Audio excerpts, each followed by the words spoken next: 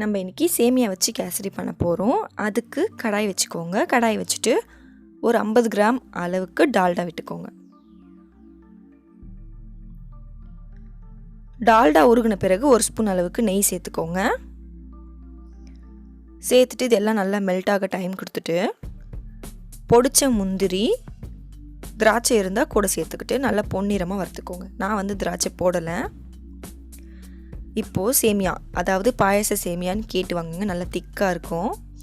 அந்த சேமியாவை போட்டு அந்த டால்டாலே போட்டு நல்லா லைட் ப்ரௌனாக மாறும். அந்த அளவுக்கு டைம் கொடுத்து வதக்கிக்கோங்க. அதாவது வறுத்துட்டே இருங்க. இப்போ என்னோடய வீடியோ பார்த்துட்டே இருப்பீங்க. வீடியோ கீழே பார்த்தீங்கன்னா ஒரு ரெட் கலரில் சப்ஸ்கிரைப் பட்டன் இருக்கும். அதை கொஞ்சம் ப்ரெஸ் பண்ணிக்கோங்க. பக்கத்தில் ஒரு பெல் ஐக்கான் இருக்கும். அதை கிளிக் பண்ணி வச்சிட்டிங்கன்னா உங்களுக்கு அடுத்த வீடியோஸ் தன்னாலே நோட்டிஃபிகேஷனாக வந்துடும். இப்போ இந்த டைமில் வந்து பைனாப்பிள் எசன்ஸ் வந்து ஒரு 2 ட்ராப் அளவுக்கு விட்டுக்கலாம்.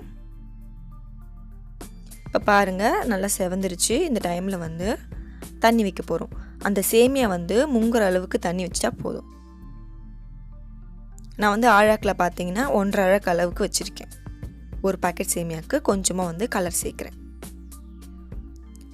சேர்த்துட்டு கிளறி விட்டுட்டே இருந்தீங்கன்னா அந்த தண்ணியிலே பார்த்தீங்கன்னா சேமியா வெந்துடும். இப்போ 1 கப் சேமியா எடுக்கிறீங்கன்னா சர்க்கரையும் பார்த்தீங்கன்னா அதே 1 கப் போடுங்க, கரெக்டாக இருக்கும். இப்போ இருக்குன சேமியா சர்க்கரை போட்ட பிறகு பார்த்தீங்கன்னா நல்லா வந்து தளதளப்பாக ஆகும். அந்த தளதளப்போடவே நீங்கள் வந்து அடுப்பை ஆஃப் பண்ணிவிடுங்க.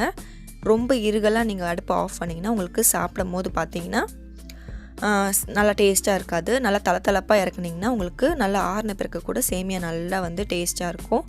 இந்த சேமியா கேசரி வீட்டில் ட்ரை பண்ணி பார்த்துட்டு எப்படி வந்ததுன்றதை எனக்கு கமெண்டில் சொல்லுங்கள். Bye friends.